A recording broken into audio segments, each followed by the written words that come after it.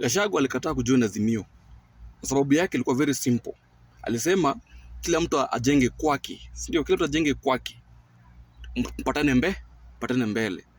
Okay, now Gachagua ni Mgikuyu, is from Mount Kenya West. Kindiki is from Mount Kenya East. And these are two different people. Hawa ni Wameru na hawa ni Sapere wa Kikuyu.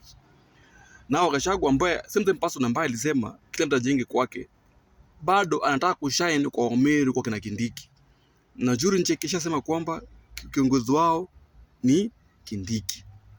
Gachagua ni star ule boy wa ploti, mimi anatakanga kushine mbele ya demu yako. Ukipita kwa demu yako, yeye ananga demu, lakini ukipita na demu yako anataka kushine.